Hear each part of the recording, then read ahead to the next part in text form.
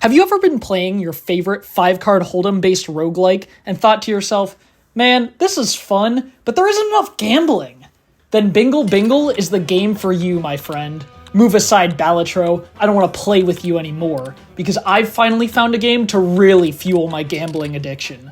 Bingle Bingle saved my life. It solved almost all the problems in my life. It healed my back pain. It cured my depression. The frighteningly large monster in my pants, however, only doubled in size.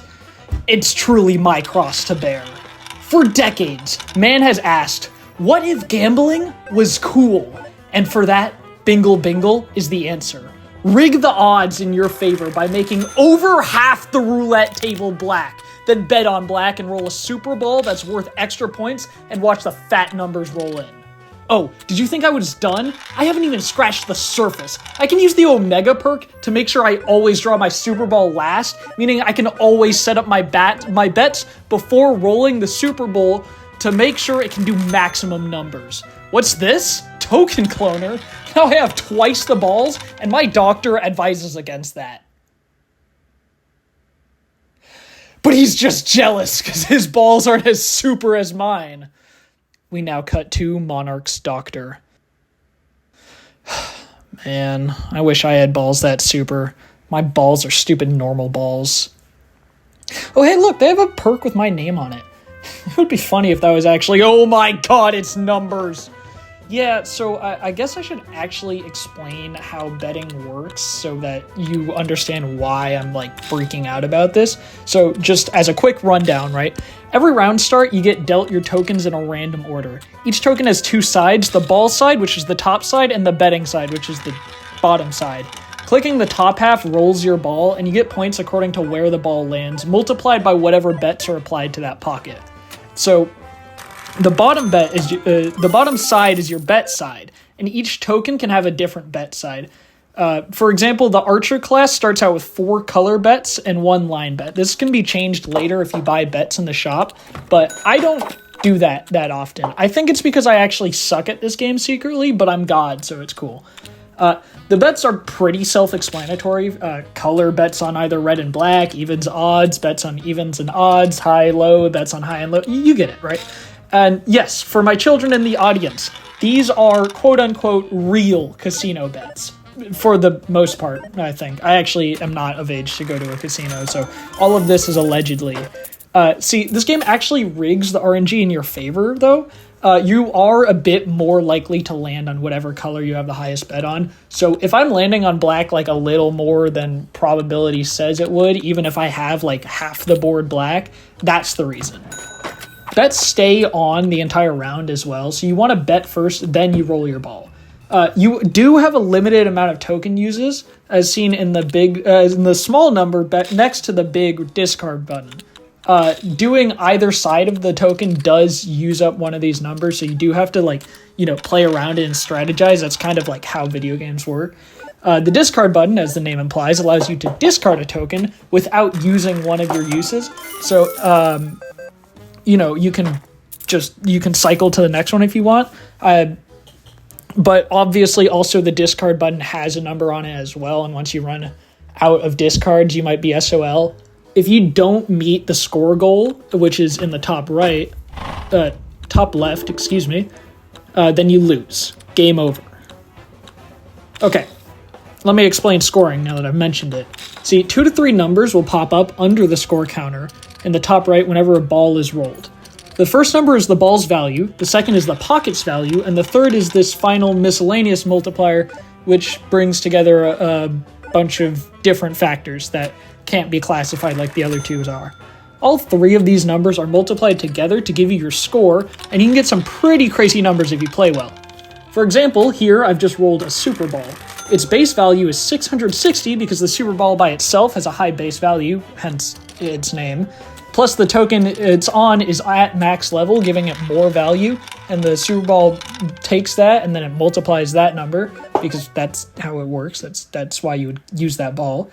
And then to wrap all of that up, because we're not done apparently, the token has the Omega perk, which, as I mentioned, forces it to appear last in a shuffle, but it also gives the ball value 1.5 times. resulting in a 660 base value. Then I have 2 badges that activate to push that value up to 692. Now, I just want to talk for a second about the Omega perk. Even though, I mean, I do talk later. I am planning to talk later about a critique of the game, but I do just want to point this out, that this game's balancing is kind of crazy. Like, the fact that I can always know whenever a card is going to show up in a shuffle is already super broken. I do not need the 1.5 times, but I'll take it. Next up, the pocket that my ball landed in has a base value of 10. That's the default for all pockets, right? My monarch color, however, that's one of my bets, was pasted on black, which is the pocket that I landed on, giving me a whopping 140 extra multiplier, which would already make our final number massive. However, I also have one of my badges that gives me 60 extra pocket multiplier, bringing the total number to 150. And I'm not sure if I have any middle schoolers in the audience, but big number multiplied by big number equal really big number. And that's not all. Our final multiplier is influenced by the miscellaneous badges at quests as well as boss abilities. We'll get there, don't worry. Its base multiplier is ×1, so it might not show up in early runs. However, this example here is not an early run. My only multiplier in this run is my investment quest award, which is easily one of the strongest quest rewards you can earn. Basically, you just gotta bank a lot of coins by not using them, and then it turns into extra multiplier later on. At this current moment, it gives us a massive 2.4 times to our total. And you might think that number is kind of small compared to the other ones, but even just a 1.2 times increase to the final number will exponentially increase our score. This is because the number goes from a single multiplier to a cubic multiplier. It's like if I took the number, say 5 squared, right? That's 5 times 5, which equals 25. That's a number, I guess. In a vacuum, that's not really large, right? But multiply that by 2, which we're doing more so than that in, our other number, right? And that doubles the answer, obviously, right? So, yeah, that third number is pretty dang important. And it's always going to be pretty low because that's just how it is, And essentially, our final total is 692 times 150 times 2.38, which equals 34,861, which is just shy of about a third of the total of our boss here, which doesn't matter because I'm only allowed to deal a third of the boss's health anyways. And that's a pretty big number. You can just trust me on this one. And by the way, with that score, I scored literally exactly one more point than I need to clear the game. Now we're in challenge mode. We hope you don't enjoy your stay. All right, I'm going to leave the gameplay on in the background while I critique this bomb-ass game real quick. Let's start with the cons, and then I'll work on over to the pros, because the cons, I want to downplay them by saying the pros later, because I have more to say about the cons, which is funny because I think the pros outweigh the con. All right, to start with, the UI is a little noisy. I'm not going to lie. It's not super easy to tell 100% of the time what exactly is going on. I'd love to be able to mouse over a pocket and see what current compounded bet is on that specific pocket, rather than having to open the side menu there in the top right and look at that pocket and be like, oh, okay. Yeah, especially because there are some balls where it's like where I can choose specifically where it goes, or at least heighten the chance of where it goes, right? And this would just be a lot nicer. Some token combos are just like so unfair. For example, when I just talked about the Super Ball Omega perk combo, right? It kind of just instantly wins me every round in the lower house edges, and it's way too easy to just bet on colors every time to win. Because I don't really think I'm supposed to be using color bets this far into the game, but I just can, I use this strategy as a crutch, and I was planning on moving off of it as one does, but I haven't needed to. And yes, as I said, I'm only in the lower house edge ratings, which is like Ascension for this game, but it's just, it's not the same, right? I feel like it should I feel like the base game should still challenge me, you know? I don't know. The tutorial for this game is not great. It's not terrible, it's just not great. It really put me to sleep. The verbiage of this game is by far its worst aspect, however. Some descriptions are just not at all clear on how they work, and it's really frustrating if you just started playing.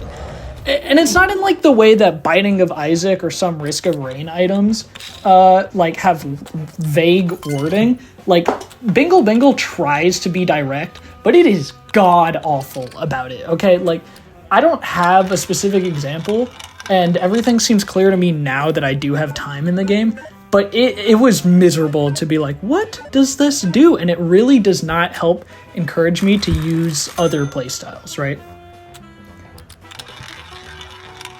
Maybe a codex of sorts would help, you know, for some of the items that need a longer explanation. Slay the Spire does do stuff like this in a great way by using keywords, so that I don't really have to be like, oh, like, how am I building myself right now? Like, what do I want to do? I can just be like, oh, I'm ironclad, so I want plated armor, for example.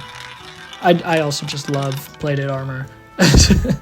Finally, the challenge mode of this game ramps up way too fast. It's impossible to get pretty far, and not in like a challenging way, like, oh, you know, if I just play this right, like it'll be easier. Like, no, it's just unfair, right?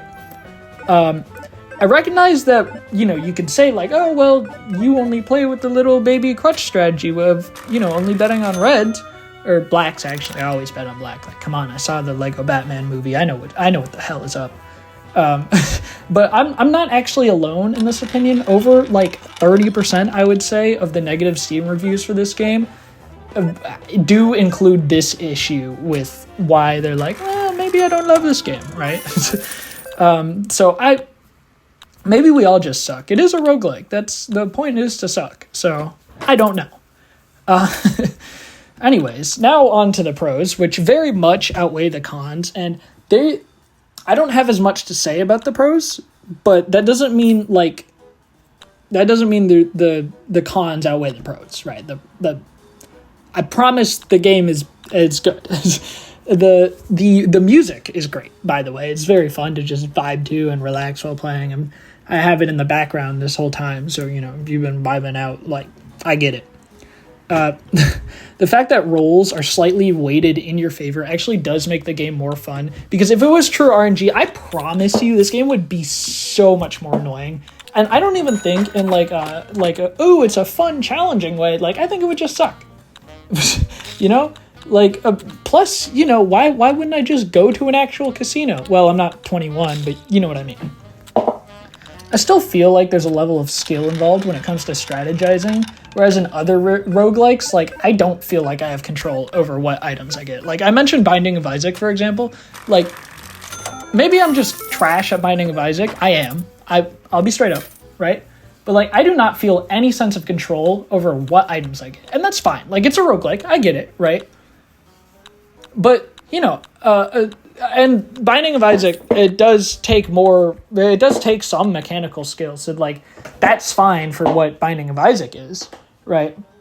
But this game, because there is no mechanical skill, you need to be able to have some level of control over how your build goes. Otherwise, like, where it's literally just all luck, and that just kind of sucks, I'm not gonna lie. Watching the big numbers build is so satisfying. I think more so because of the fact that this game is more gambling oriented, right? And I am saying this in a direct way to contrast it with Balatro. And honestly, I'm not very good at Balatro, right? I like how this game is easier for me to start building up those point-getting engines, as the Balatro creator put it. I mean, that's paraphrasing. I paraphrase that. And I can build these engines like earlier so that I can get a grasp of how I want my run to go. But I just don't feel like I can do that as well in Balatro. But maybe I just suck at Balatro, and that's okay, because I'm not critiquing Balatro right now. Badges are very fun. Like, they really do feel like I can change my entire run with just one badge. You know, one of my favorites is the Golden Mace build, Golden Mace badge, because I really feel like once I get that, like, oh, now I'm doing that. Now I'm always loaning from the shop. Like, that's just what I do. You know, and I do. And I also think that most badges always feel relevant, right? Like, it doesn't matter what stage in the game you are. It's nothing like, you know, a common or uncommon Joker in Balatro. And I recognize I'm comparing this game to Balatro a lot, but it is honestly the best comparison to draw, as Bingle Bingle is clearly directly inspired by the game, and it's, I would argue, one of the only games that you can even compare it to, so cry about it, I guess. Finally, this game is just fun. I honestly enjoy playing it, which is like a much better endorsement I can give than for like at least half of the games I've played this year. AAA games have really been in the gutter. Not that this is a AAA game, I'm just saying, you know. Like indie games have really been booming, and I'm here for it. I am a fan. All right, so here's my closing statement. Should you buy Bingle Bingle? If you love deck building roguelikes, you should absolutely buy this game. I don't know if I would call it a deck building roguelike. I don't know what else I would call it. I think it fits in that category, though. If this game looks like you'll enjoy it, you probably will. So, I'll leave you all with the, if I do say so myself, geniusly written latter half of my Steam review for this game, slightly paraphrased. Always remember that 90% of gamblers give up before their big break. Take risks. Always bet on black. Make the whole board black. Rig the game in your favor. Then black out on house edge. I'd spend time trying to make this review funny, but I hear Bingle Bingle calling my name. It's time to rise and grind.